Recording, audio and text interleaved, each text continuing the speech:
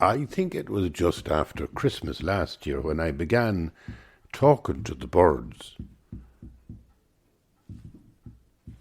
Leitrim was dry and frosty, and I was able to stay in the garden for long periods, but I didn't find anything satisfying about that. The birds were too small. The hanging feeder was a wire feeder. I bought it in Woodies, and it attracted tits and finches. So I thought a relationship might be possible, I'd get friendly with them. I had seen a redwing beside a large stone one day. A redwing, plucking things from the ground and from beneath the dead leaves. And of course the blackbirds hop all over the place throughout January, as if they were already considering the spring courtship. But I knew none of them could sustain a relationship with me because none of them depended on me for food. The tits and the finches were different. As they hovered around the peanuts in the feeder, I felt we had a future because they needed me. If I stood a few metres away for long enough, they might get used to my presence. And then I could inch in closer. My hand would become a possibility where they could feed from the few loose nuts I was holding. I remained utterly still, thinking I would end up like St. Francis, with both arms outstretched and a halo of little birds flying around me in a cloud of love. I love that picture of St. Francis, where he's the hands out and the birds are resting on his palm. And it's very like there was an Irish saint as well, and he must have been doing the same thing, and he was in a church that was so small that he had a hand out each window. And he was there so long that they made nests in his hands. That's the kind of an exaggeration that you get in Irish literature that gives you a sense of truth because it's exaggerated. I always remember another one, Finn McCool. They used to say he was so big that half the parish could play handball up against one flank of his arse. I mean, what a lovely image. Ridiculous. You get images like that in cartoons nowadays. The very top-class movies. You'd see them at Christmas, children's movies. And honest to God, they're very good. I mean, they're very, very sophisticated, and sometimes they have beautiful stories that are far better than the adult movies. I've found that. I still haven't got over The Grinch, and that's years ago. But what a wonderful story. My daughter used to call me the Grinch at one stage, and well, she might. But there's a subtlety in some of them cartoony kind of movies that was just fantastic.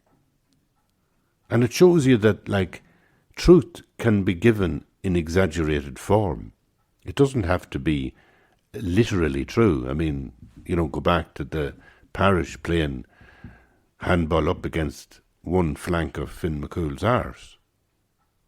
Clearly, there never was a human being who had an arse big enough as a ball alley that you could play handball up against it. No. And yet, the image works. The image feels true to the monumental nature of the hero.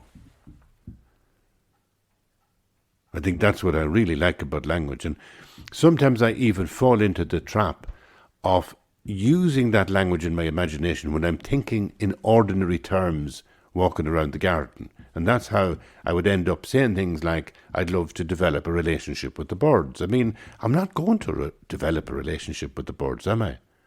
Well, I am in a sort of a way. But they're not going to sit down on the fence and have a chat with me.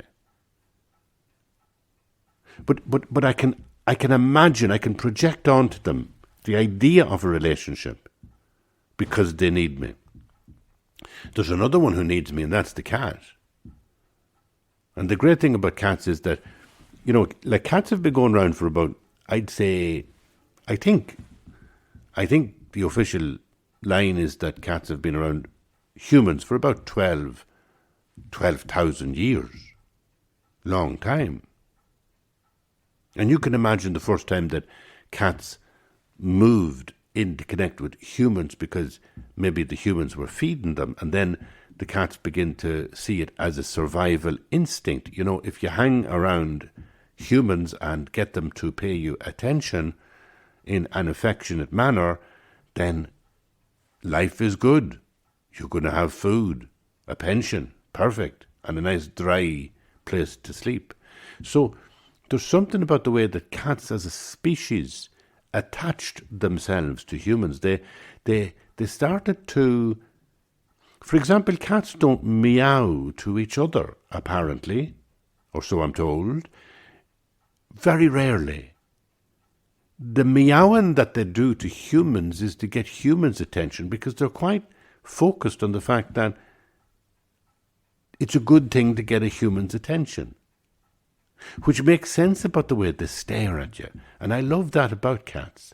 They really, really look at you. They focus on you like, I'm thinking about you. And I think now what anthropologists are saying is that, well, yes, they were thinking about us in a kind of a collective way, in the long-term way that a species focuses on another species, sometimes like as prey, but in this case as friend, because the human could be useful to the cat. And I would suspect that that's where the meow comes from, that if they only meow by and large towards humans to attract humans' attention, then it's no accident that the meow so closely imitates the sound of a baby.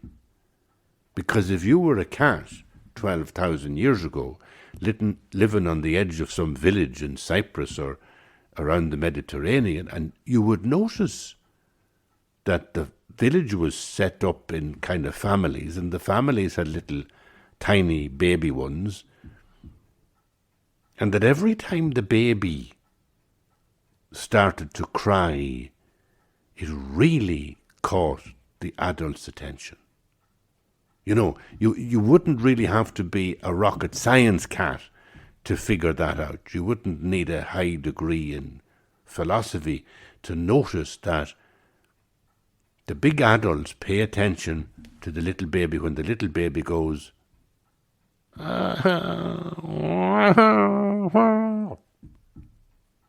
so the cat began to think, well, if I could do that, they'd pay attention to me. And sure enough, like, humans pay attention to the meow of a cat.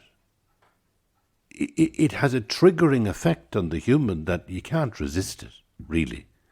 If the cat is crying outside the door, you will eventually let the cat in, and if the cat is crying as it stands over an empty bowl or saucer where there should be milk or nuts, you'll tend to feed it. I don't know if it's more strong in women than men. It may be. Certainly, in my experience, women have always been kinder to cats than men have. In my experience, you know, they won't be as callous as a man might be to the cat, and that too could be because of the powerful effect of that sound that a little cat makes when it's meowing. It's just between annoying you and sounding like a little baby. And it just triggers most humans to pay attention. And the way cats stare at you is another sign of how they are watching us. They're really watching us. They're really watching us because in the long term, over thousands of years, in their whole species and all the varieties of the species, it is part of how they survive as a species. Watch humans, they mind you. And that, of course, is really why we like cats, or maybe you don't, but I do. I love them.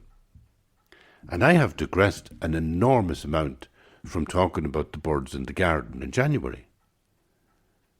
It's not cold this year, but last year it was ferociously frosty here in Arigna around January. And there I was, looking at the bird feeders and thinking, could I have a relationship with some of these? little birds. Now one day a tit hovered before me face, and I could feel the wind from his beating wing on my cheek. But with overexcitement I moved me hand as if to show the tit the nuts in me hand, and of course it frightened the rest of them away. And I was raging. Fuck you, says I. And, you know, I'm trying to be St. Francis here. It's funny the way in the middle of serenity there's words like that come out of you. Do you know what I mean? Fuck you, says I. I was raging. A sudden rage that surprised not just myself, but the lady wife, me beloved, because she happened to be standing behind me. Are you okay? She wondered. Oh, I'm fine, I replied. I was just trying to get closer to the tits. Apart from standing in a garden during January, I spent hours in my studio by the stove in that same month because it was so cold, so frosty. Now, it's mild enough this year, and I don't have the stove on because I'm trying to get away from solid fuel, which is really a bit of a sacrifice for me because I love the old solid fuel, but I'm not lighting it now unless it's absolutely essential. And instead of that, I have 2 heaters running, one on either side of the room, and, you know, a thermostat on them, and it's electric, so it's cleaner energy than the fossil fuel.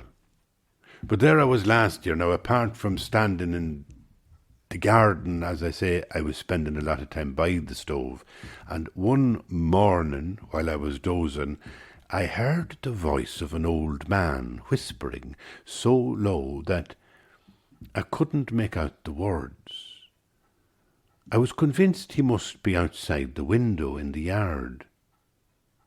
But on inspection, the yard appeared empty, apart from my tweed jacket and waistcoat, which were hanging stiff with frost on the clothesline. Fuck that, I hissed again, and once again not seeing me lady wife standing behind me. She was at the other end of the same line. What's up now? She wondered as she gathered up the garments into a basket. So I told her. I said, I had an appointment at the hospital today. I left me tweeds on the line to freshen them up yesterday, but I forgot about them, and now they're frozen. But you can wear a suit, she said. I don't need to, I replied. The appointment was cancelled. I got a text a few minutes ago. That's when I remembered my jacket and waistcoat were still out here. That's the kind of small things that happen in lockdown when nothing is happening. I returned to my studio, still not realising where the ghostly voice had come from, until I leaned my ear close to the stove and heard the wind whispering in the cinders. But I didn't notice the beloved following me. She came into the room after me. What are you doing now? She wondered, holding jacket and waistcoat in her hands. And once again I told her the truth. I said I was listening to the stove. I thought I heard a voice. I leave your jacket and waistcoat here, she said, warily, slinging them on the back of a chair. They'll thaw out fast enough. You know, when you're living with somebody for 30 years, they know you're mad. So when you say things like, I thought I heard a voice coming out of the stove, she knows not to get involved too deeply. Leave him alone out there in his studio shed, sure he's not right in the head. And she left the waistcoat and the jacket, and she went away. She left them on the back of a chair.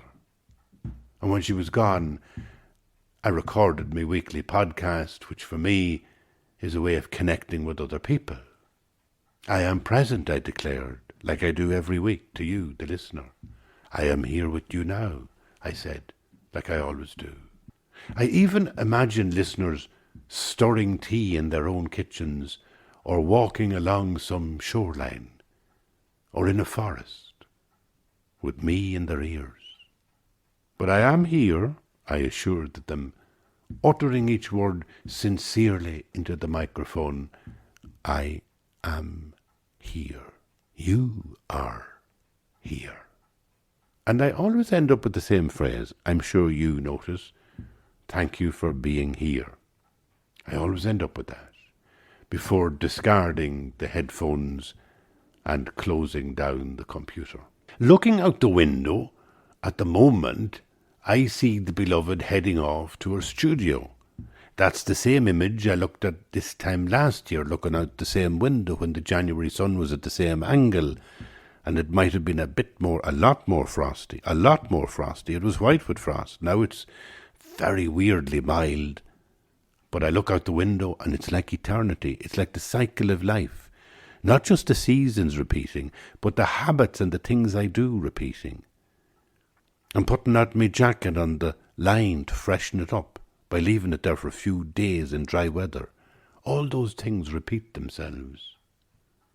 And my beloved heading off to her studio. And I know you are far away now at the minute, you, the listener. I know you're there. I'm certain you're there. And that you're there present now, and you're listening to me in your present time. But you are far away, and you're living in worlds that I know nothing about. And I accept that the birds don't read my existence as significant, and I accept that the stove is silent and there's nobody talking inside it. I am not present to anyone else in this room in reality, and nobody is present to me, because at the deepest level the lockdown is about being alone and there is no one to comfort me. So that's the real dilemma we're all in. In one sense, we're enclosed in this world alone, in a room, in solitude, even sometimes in our mind, where there's other people in the room, and yet even in our own mind, in our own body, we feel isolated, lonely. And the other extreme is where you penetrate that, and you begin to project onto the world around you a sense of relationship. You seek relationship. Maybe it's the same way as the cat seeks relationship with human beings over 12,000 years. Maybe we seek relationship to break out of this kind of bubble of our own solitude. We seek relationship. And sometimes we can stretch language into a kind of a poetic, hyperbolic image. So the same way as we can kind of hit a truth about somebody being very big by saying, you know, the village could play handball up against one flank of his arse. The same way as we can stretch language in that way beyond what is literally true, so the same way we stretch the language when we're talking about birds or about, I hear a sound whispering in the ashes and I think that sounds like a voice. There's somebody talking to me. Or I stand outside at the feeder and I look at the tits and I look at the different birds around the ground and I think, have I a relationship with them? If I stretched out my hands, would they sit in the palm of each hand and talk to me? And all that stretching of language is trying to break down the solitude and the isolation we feel. And that language then becomes religious, so that we construct faith with language. We construct faith in the unnameable by naming the unnameable. And in different religions we do it in different ways. In Christianity we do it as God, as Christ. In Buddhism, as the Buddha. Everybody has a different language. Each religion is a different, and yet they're all doing the same thing. They're all trying to bring us out of this solitude, this existential, lonely space that each individual lives in. And I love the Buddhist idea. It's in Tsongkhapa, where he talks about a correct view. There's two extreme ways of viewing reality. One is substantialism, is to take reality as real, as like clench your fist and say that's the truth. And the other extreme is the nihilism that says nothing is true. How can you believe anything? But somewhere in between, we can kind of understand that even though we're solitude, even though we're alone, there's a way we can use language which is like truth. We don't have to grip it as like, this is the truth. We don't have to say they played handball up against the flank of his arse and that's historically true, because it's not historically true, but it has a truth in it. And in the same way, we construct faith in the invisible and the unnameable by naming it. But just when we name it doesn't mean that we've contained it, doesn't mean that it's true in the terms of the words we use. We're dealing here with poetry all the time. The creative use of language. The creative use of language, which is what breaks us out of our solitude. And there's a solitude which is so real, especially in January. People talk about mental health in January. People talk about loneliness and isolation and all the ways where people damage themselves and self-harm themselves because they feel isolated, and sometimes take their own life because they feel isolated. All that stuff gets talked about and is good to talk about in January. But one of the ways, in the solitude that you live in the loneliness that you live in, and believe me, I live in it, you live in it, we all have an element of us that is alone to the point of lonely. And we break out of it by constructing faith in other people, or faith in the unnameable beauty of the cosmos as kind of a hidden God. We break out of it with language, and it's a creative use of language. It's not gripping the language and then saying, oh, because I've said this, because I've named the world this way, therefore it's true, because it's not necessarily true. It is true as far as it goes. It is true for today. It is true if it brings you out of yourself, if you let go of yourself, if you feel less pressurized in the isolation of being you, and you feel more engaged with somebody else, then it works. And that's the fundamental way that all religion is the same. Hugely different theologically. I mean, the huge difference between Buddhism, which believes ultimately in a kind of an emptiness, shunyata, and Christianity, which believes ultimately in a substantial God as the ground of being. And the two philosophies have been fundamentally different and opposed. But in the practice of them, because all that philosophy is simply a way of triggering practice, a way of living in the world, and in the living out of Christianity, the living out of Buddhism, it's all about love and compassion. It's all about the other person. And the other person, that's about letting go of your own ego. So in that sense, all religion is the same. But we use this language to get out of our own isolation. And the smallest conversation you can have with somebody down the street is hugely valuable. It brings you, as they say in the country, it'll take you out of yourself. It's the way conversation works, and it's the way letter writing works.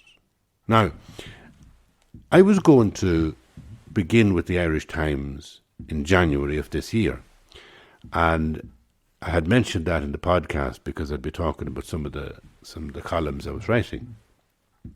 That's not going to happen now because I got a problem with a detached retina in the past week, and I have to go to hospital next week to get it sorted, some sort of laser treatment, and hopefully that'll fix it up. But it'll mean that for actually writing down stuff, I thought I'll skip the Irish Times for another 2 or 3 months, and I will dedicate myself to this podcast. And that's what I'll be doing.